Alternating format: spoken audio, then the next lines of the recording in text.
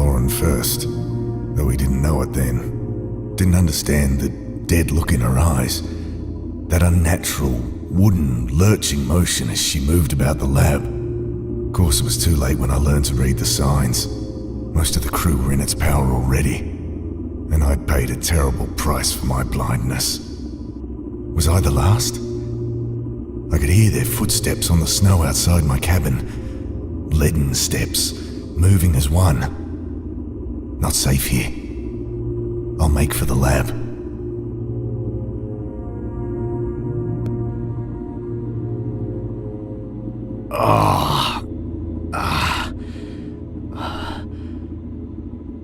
Pain, throbbing from the gaping hole in my stomach. That could have gone better. Dr. Turner, open up!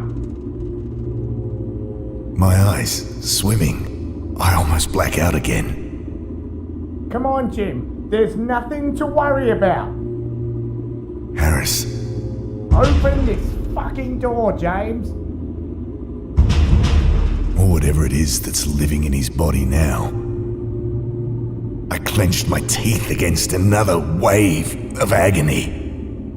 Keep it together. First things first. Gotta get this bleeding under control. No use opening it. Nothing human out there for 1,000 Ks. Jim! Come on, Jim. Open the door. I promise everything will be okay, mate. Alright? Harris was a good bloke. Shit. Open the fucking door. I can't stand listening to that thing out there.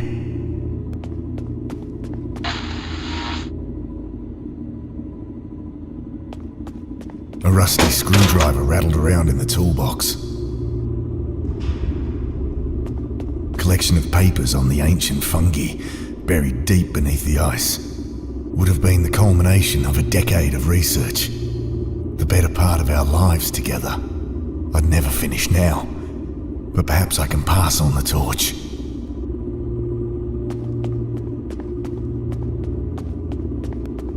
Found a small blowtorch. Found some mean-looking wire cutters. Okay, Wilkins, what you got for me? Kneeling down over the body, I noticed the telltale, inhuman signs on his face. He was also wearing one of those armbands I'd noticed on the others. Oh God, the stench coming off him. Almost losing consciousness, again, but desperate. I persist. I find the key in his jeans pocket.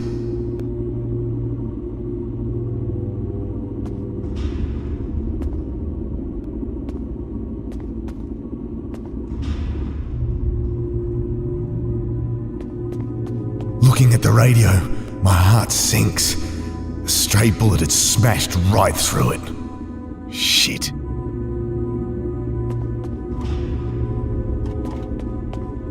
The lock clicks open. My eyes flit hungrily past morphine, antibiotics, bandages.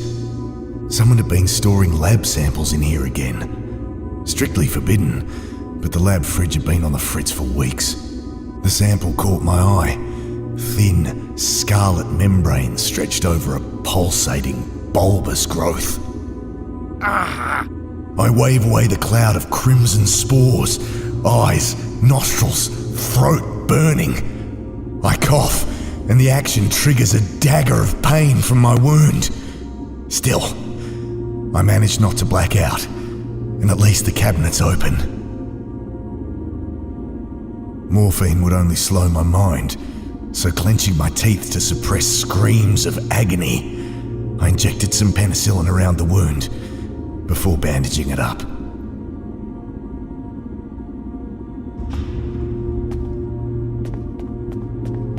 I shoved the barrel under the wiring.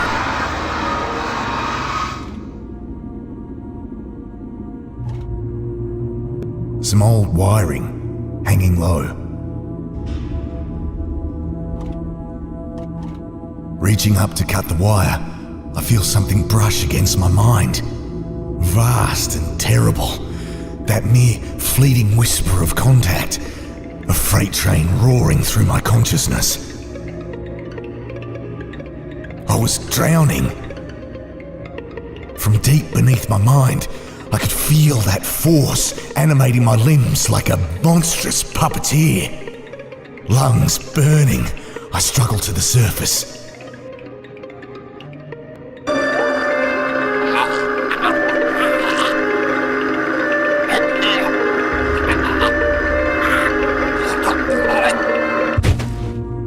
God, was that what the others had felt? I've got to get help.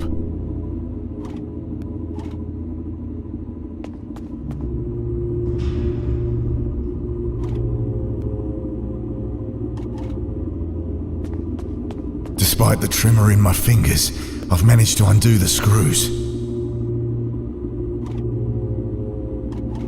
Need to cut out this fused wiring first. Snipping away the fused wiring, I have a vision collecting fusiform stem samples with my wife. Her laughter. Let's see. Should be working now. I grabbed the receiver. This is Dr. James Turner from station Theta 661. Do you copy? The welcome sound of a friendly voice comes through the static. Oh, thank God. I need evac ASAP. There's been... something horrible has happened. Yep. Tell the crew, do not land until they see... Repeat, do not land until they see Dr. Parker. Copy. Over and out. Thank God for that. Wavering on my feet, exhausted, I sink to the floor to wait. Sleep falls like a lead curtain.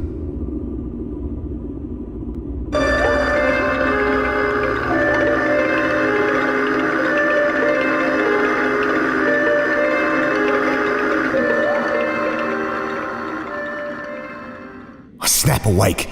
Something very wrong. The cold, my mind, my body stiff and numb.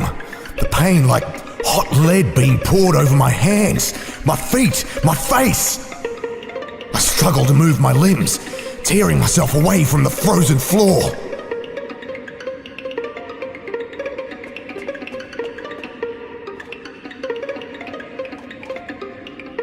Tearing up a decade of work, I throw it in. The cold. The page is lit. I stand close until feeling returns to my face. I'll lose some fingers, but I'm alive. For now. Is that the evac chopper?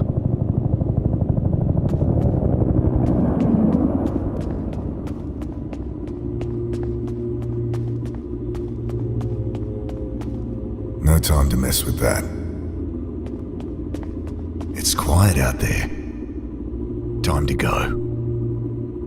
I'm turning the wheel when I hear shouts and bodies slam into the other side. I throw myself at the door, but too late. Their worm-like arms twisting their way in. Oh God, don't know how long I can hold it. I almost drop the blowtorch trying to light it. But it flares to life and I hold it against the arm wielding that knife. I almost drop it again as the smell of burning hair and pork crackling fills my nostrils. Screams from outside and the knife clatters on the floor.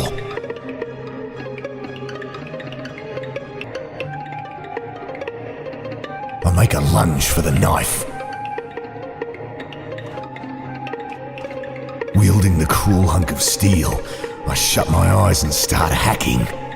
The muffled screams from behind the door, the sticky warmth splashing on my arms. Finally, I feel the door slam close behind my back. It had worn the same armband, They all did once they turned. The thing lay there like a pale worm.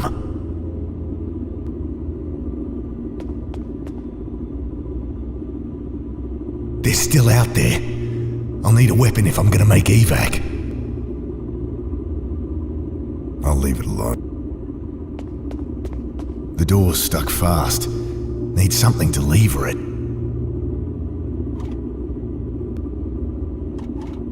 Full box of cartridges inside.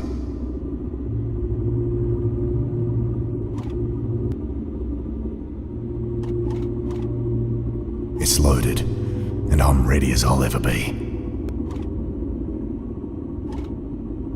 Weapon shaking in my hand, I swung the heavy door open. He's coming out. Jim, put it down. Look, Ben's here. No, Dad, it's me. I'm coming in. no,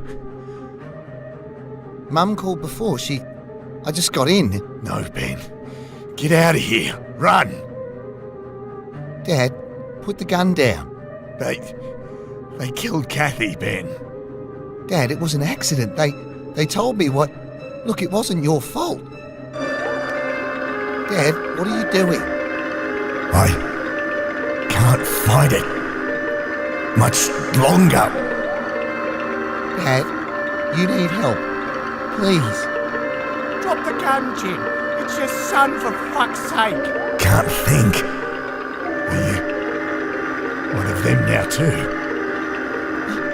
What? Hands shaking. Every synapse in my infected mind urging me to pull the trigger. Please. Could I have been wrong?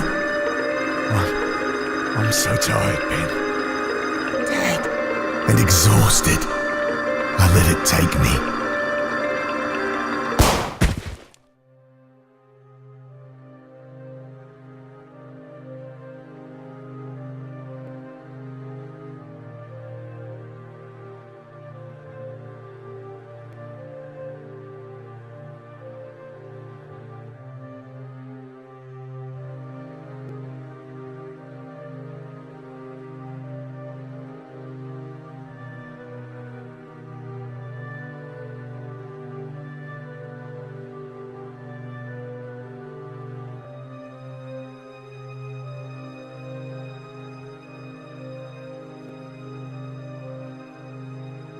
Take him for processing.